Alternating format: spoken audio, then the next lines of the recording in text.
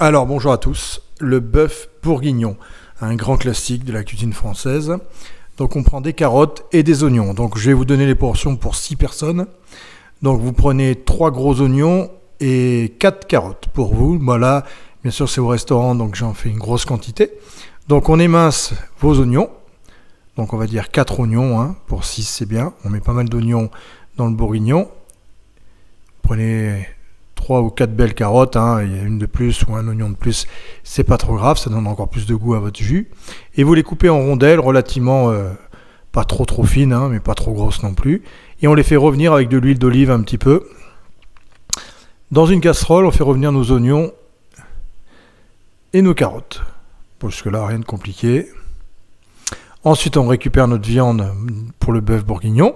Donc vous demandez à votre boucher pour le bourguignon, et vous prenez, alors nous on le fait sur la plancha directement parce qu'elle est bien chaude, mais vous prenez une poêle, ça marche aussi très bien, vous le faites en 2 fois ou quoi. Vous prenez au moins, on va dire 800 à 1 kg de bœuf bourguignon, hein. Vous prenez des beaux morceaux, au moins qu'il y ait 200 grammes par personne, quoi. Donc 6 personnes, vous prenez même 1,2 kg, hein, ce sera très bien. Et vous faites revenir, donc vous mettez votre poêle feu fort, hein, vous mettez quand même le feu assez fort, et vous mettez votre viande à saisir, hein, pour qu'elle soit bien saisie. Donc vous poivrez. Donc on met du sel après, sel, poivre, toujours.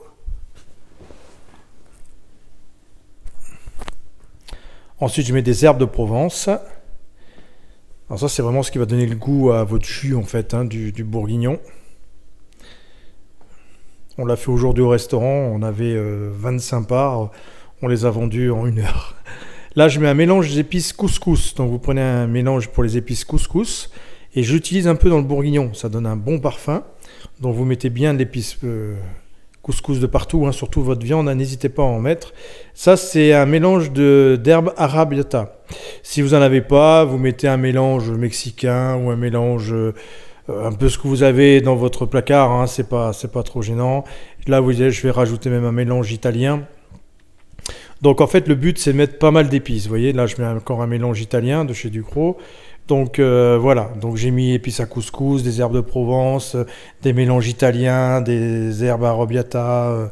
Voilà, vous mettez vraiment beaucoup de parfums, pas mal d'épices, relativement doux, mais vous en mettez pas mal pour bien donner du goût à votre pot-au-feu. C'est ce qui va donner du goût dans le jus, tout ça, ça va cuire pendant 2h30, donc il ne faut pas hésiter.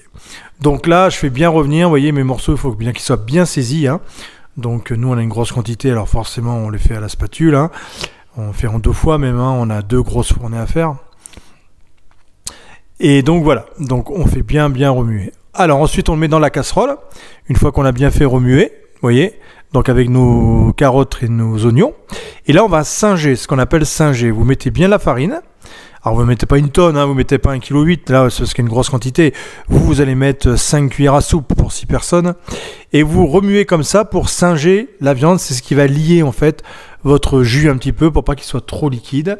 Et en termes culinaires, dans le terme professionnel, ça s'appelle singer la viande. Donc là vous mélangez bien tout pour dissoudre la farine dans tout ça. Voilà. Vous voyez encore la viande qui attend sur le côté, la deuxième fournée.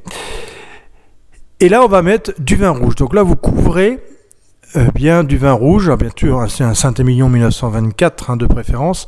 Non, je déconne, vous mettez un bon petit vin, mais mettez pas non plus la villageoise, hein, c'est pas terrible. Vous mettez quand même un bon petit vin, Bourgogne, enfin ce que vous voulez, qui tient la route quand même.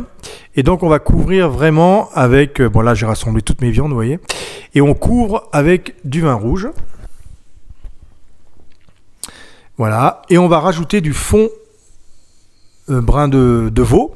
Donc vous achetez du fond brun déshydraté, vous savez, vous en trouvez en supermarché, tout ça, et vous mélangez avec de l'eau et vous couvrez encore plus avec le fond de veau, d'accord. Donc vous mélangez le vin et le fond de veau.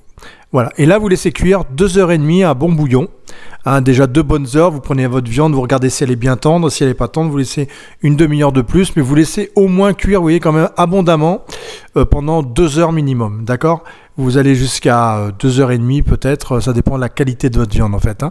Donc au bout de 2 heures, vous regardez la texture de votre viande, si elle est bien filandreuse, qu'elle se détache facilement, elle est cuite, donc là vous l'enlevez. Sinon vous laissez encore une demi-heure de plus à bien bouillir, comme ceci. Voilà.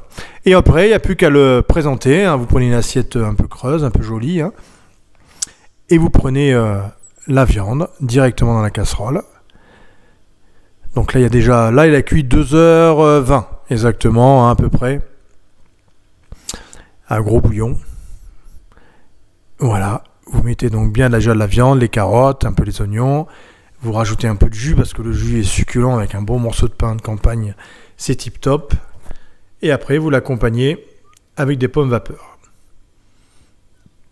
Vous mettez 3 belles pommes vapeur par assiette, hein, par personne. Et après, on décore. Moi, je vais décorer avec un peu de thym frais, de romarin. Là, j'ai mis la ciboulette.